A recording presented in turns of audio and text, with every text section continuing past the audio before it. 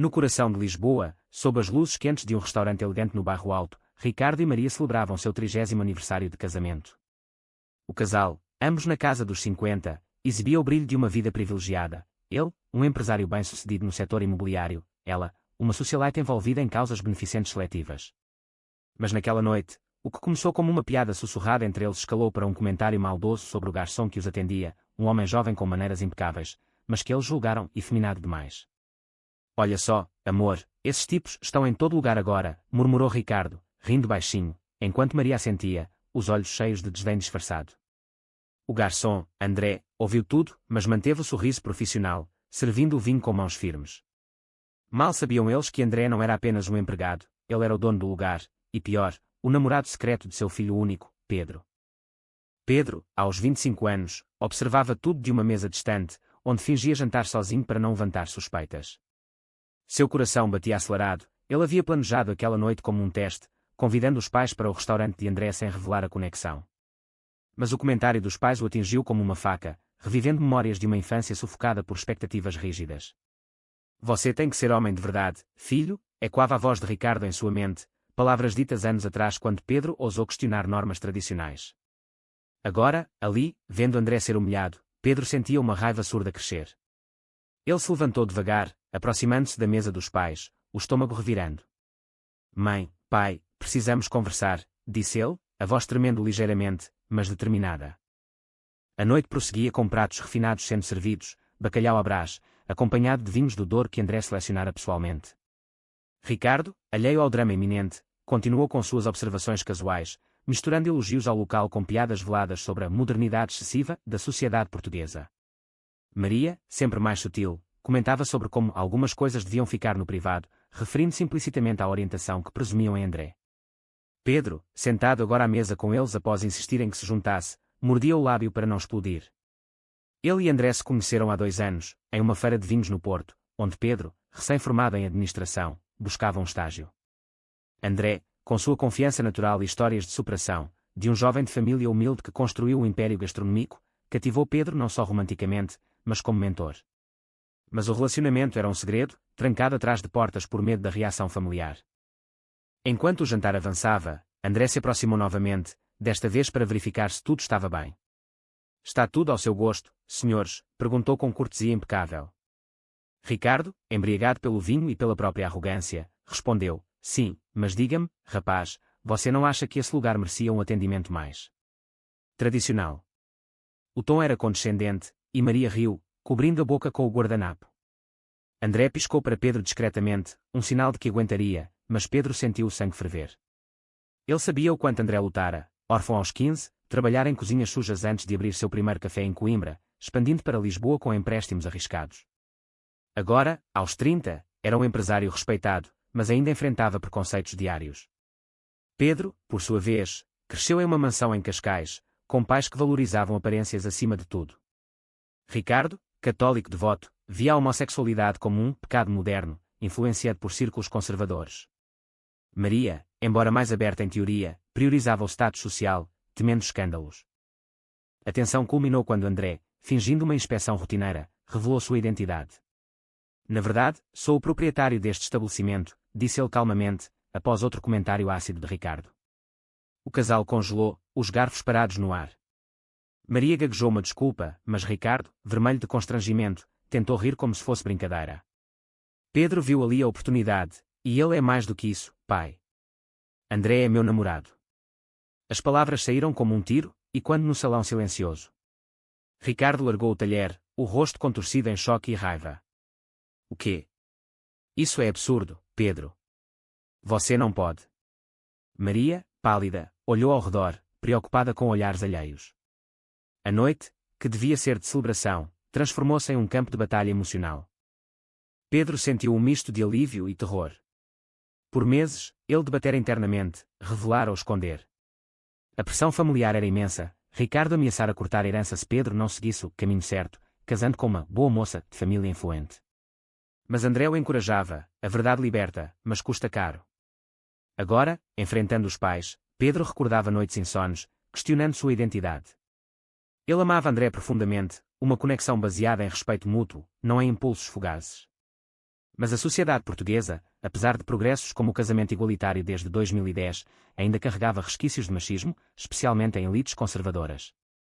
Amigos de Pedro alertavam: teus pais vão te rejeitar. E ali, no restaurante, a rejeição parecia iminente. Ricardo se levantou abruptamente, exigindo a conta. Vamos embora, Maria. Isso é uma loucura.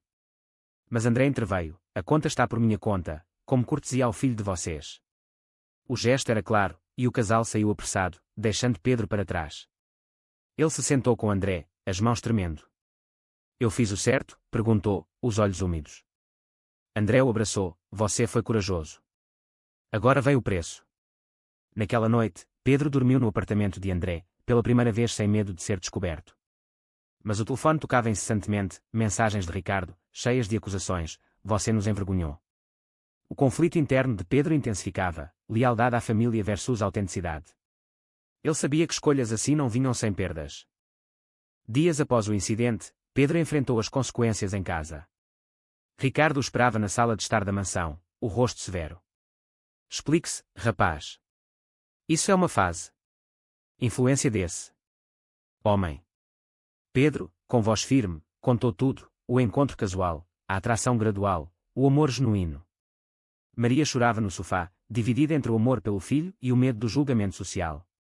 Pense nos nossos amigos, Pedro. Na igreja. Como vamos encarar isso? A conversa escalou para gritos, com Ricardo invocando valores tradicionais: na nossa família, homens casam com mulheres, têm filhos. Isso é contra Deus. Pedro rebateu, citando leis modernas e direitos humanos, mas o abismo geracional era profundo. André, por sua vez, lidava com suas próprias demonios. Como dono de negócios, temia boicotes de clientes conservadores. Ele recordava sua juventude em uma pequena vila no Alentejo, onde ser gay significava isolamento. Eu construí tudo sozinho, sem apoio familiar, confidenciou a Pedro.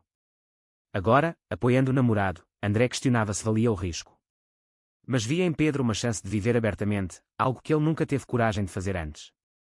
A relação deles fortalecia, mas o preço era alto. Pedro perdeu acesso à mesada, forçado a trabalhar no restaurante de André como assistente administrativo. A sociedade ao redor ecoava os preconceitos. Rumores se espalharam em círculos sociais de Cascais, com amigos dos pais virando as costas. Pedro recebeu mensagens anónimas: traíste tua família. O stress o levava a noites de insônia, questionando se a felicidade pessoal justificava a dor causada. Mas momentos com André, passeios pelo Tejo, conversas profundas sobre o futuro, o ancoravam. Nós somos mais fortes juntos, dizia André.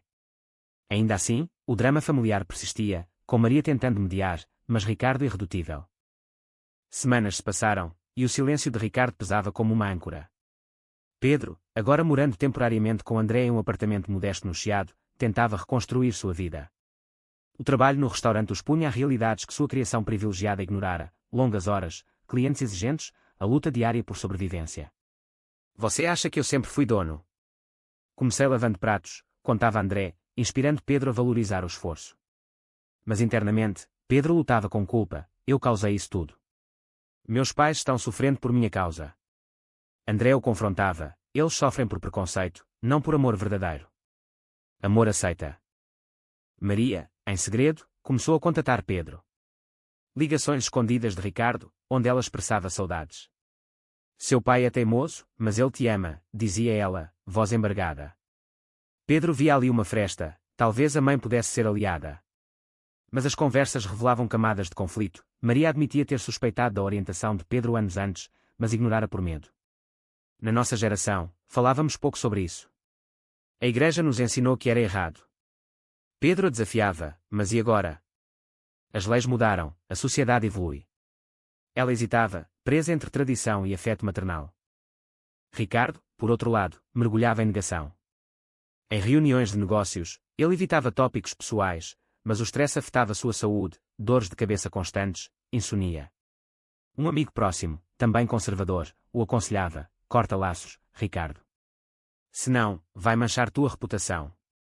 Mas no fundo, memórias de Pedro criança o atormentavam: o menino que ele ensinara a nadar nas praias de Algarve, o herdeiro que sonhava em passar o império. Ele me traiu, murmurava Ricardo sozinho, mas a dúvida crescia: e se ele estivesse errado?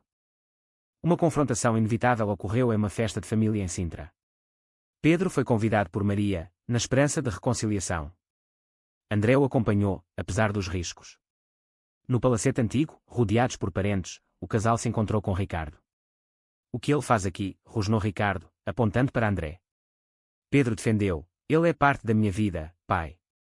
Aceita ou perca seu filho. A discussão explodiu, com acusações voando, Ricardo chamando André de influenciador perverso, André respondendo calmamente sobre sua jornada honesta.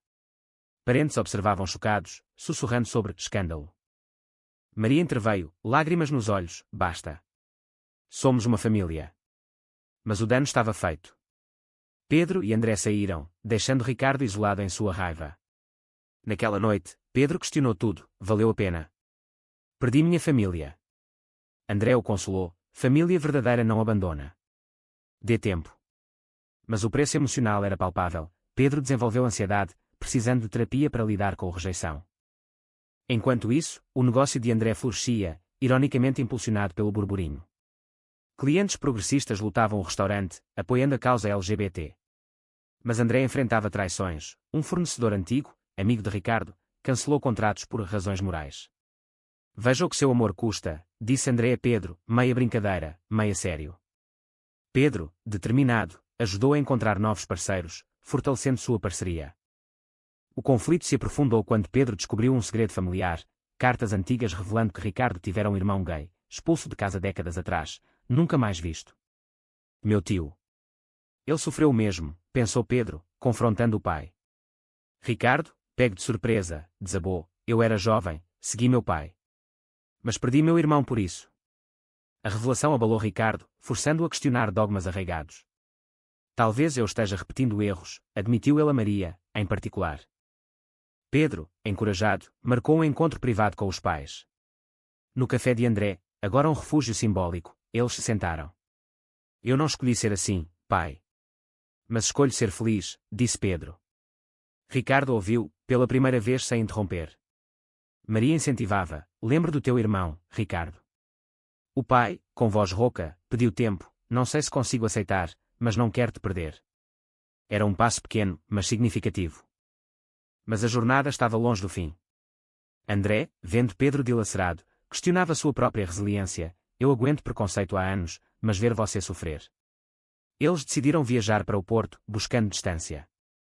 Lá, em meio a pontes icônicas e vinhos doces, reconectaram, discutindo futuro, casamento, adoção. Sonhos outrora impossíveis agora pareciam reais, mas caros. De volta a Lisboa, uma traição inesperada, um primo de Pedro espalhou boatos maliciosos online, visando desacreditar André. Ele é um oportunista, usando Pedro por dinheiro, alegava. O escândalo viralizou em redes sociais portuguesas, atraindo haters e apoiadores. André, furioso, considerou processar, mas Pedro deteve, não vale a pena. Vamos provar com ações. Juntos, eles organizaram um evento beneficente no restaurante, apoiando causas LGBT, transformando negatividade em impacto positivo. Ricardo, vendo a repercussão, sentiu vergonha. Ele ligou para Pedro, eu errei. Vamos conversar de verdade. O encontro foi tenso, mas honesto. Ricardo admitiu medos, temo pelo teu futuro nesta sociedade. Pedro rebateu, a sociedade muda quando enfrentamos. Maria, aliviada, abraçou o filho. Ainda assim, danos perduravam. Pedro perdeu amizades superficiais, ganhando outras autênticas. André enfrentou perdas financeiras iniciais, mas recuperou com lealdade de clientes. O casal crescia, mas o preço da autenticidade era constante vigilância emocional. Meses após a revelação inicial, a dinâmica familiar começava a mudar, mas não sem retrocessos. Ricardo, em um esforço relutante, visitou o restaurante de André sozinho. Quero entender, disse ele, sentando-se no bar. André, surpreso, serviu um copo de vinho e contou sua história, de órfão a empresário, superando discriminação. Não peço aprovação, só respeito, concluiu. Ricardo, tocado, viu paralelos com sua própria ascensão de classe média. Talvez eu tenha julgado mal, murmurou, saindo pensativo. Pedro, sabendo da visita, sentiu esperança. Mas internamente, debatia, perdoar rápido demais. A terapia o ajudava a processar traumas, revelando padrões de submissão para agradar os pais. Eu vivi uma mentira por anos, confidenciou a André. O namorado, sempre prático, sugeria, construa limites. Amor não é submissão. Maria, mais proativa, convidou o casal para um jantar em casa. Sem julgamentos, prometeu. A noite foi awkward no início, conversas superficiais sobre tempo e comida. Mas quando André elogiou a decoração, Maria relaxou, compartilhando histórias de família. Ricardo, calado, observava. No fim, ele perguntou a André: "Você ama meu filho de verdade?" André respondeu: "Mais do que qualquer coisa. Ele me faz melhor." Pedro, emocionado, viu um brilho de aceitação nos olhos do pai. Porém, uma crise abalou tudo. Ricardo sofreu um infarto leve, estresse acumulado culpado. No hospital, Pedro e André ao lado, Ricardo sussurrou: "Não quero morrer com arrependimentos." A experiência o transformou, forçando reflexão sobre prioridades. "Eu vi meu irmão no teu rosto", Pedro admitiu após recuperação. Mas a aceitação era parcial. "Eu tento, mas não espero milagres." A sociedade portuguesa, com sua mistura de progressismo urbano e conservadorismo rural, testava o casal. Em um evento de negócios, André foi confrontado por um parceiro de Ricardo: "Ouvi coisas. Isso afeta a nossa parceria." André defendeu-se: "Minha vida pessoal não interfere no profissional." Pedro, presente, interveio: "Se discriminar, perde 2 clientes." A ousadia custou um contrato, mas ganhou respeito. Internamente, Pedro lidava com dúvida moral: era certo forçar mudança nos pais? André o lembrava: "Você não força, você existe." Mas momentos de fraqueza vinham. Pedro sonhava com uma vida normal, sem lutas. Porque não nascia hetero, questionava. André, paciente, compartilhava suas próprias batalhas: rejeição de amigos de infância, solidão inicial. Uma traição veio de dentro. Maria, pressionada por amigas da igreja, sugeriu a Pedro terapia de conversão. "Só para pensar, filho." Pedro, chocado, confrontou-a: "Isso é abuso, mãe. Você me ama ou há a imagem que tem de mim?" Maria recuou, pedindo perdão, revelando seu próprio conflito. Cresceu em uma era repressiva, casando jovem por expectativa. O casal decidiu dar um passo ousado: anunciar o noivado em uma rede social. Reações mistas, apoio de jovens, ódio de trolls. Ricardo, vendo, ligou: "Vocês são corajosos. Eu aprovo." Era um marco, mas o preço: Pedro perdeu herança parcial, forçado à independência total. André, sentindo o peso, propôs uma pausa: "Se isso te machuca demais." Pedro negou: "Você é meu futuro." Juntos, viajaram para Madeira, reconectando em praias serenas. Lá, discutiram a adoção, sonhando com família própria, apesar de barreiras legais e sociais. De volta, um confronto final com Ricardo. Em uma reunião familiar, ele pediu desculpas formais. "Eu errei em julgar." "Bem-vindo, André." Maria chorou de alívio. Mas Pedro sabia: aceitação era processo, não evento. Ainda assim, danos emocionais persistiam. Pedro desenvolvia resiliência, mas cicatrizes ficavam. André, otimista, via crescimento: "Pagamos o preço, agora colhemos."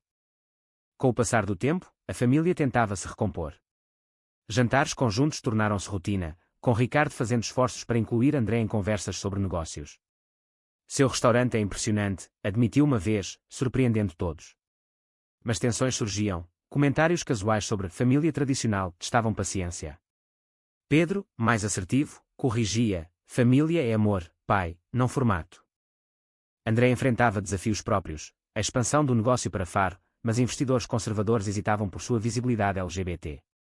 "Eles veem risco", explicava a Pedro. Juntos, eles pivotaram para parcerias progressistas, transformando obstáculo em oportunidade. Mas o stress levava a brigas. "Você arrisca tudo por mim?", questionava Pedro. André respondia: "Por nós." Uma revelação abalou Pedro. Descobriu que Ricardo financiara anonimamente uma ONG LGBT anos atrás, em memória do irmão perdido.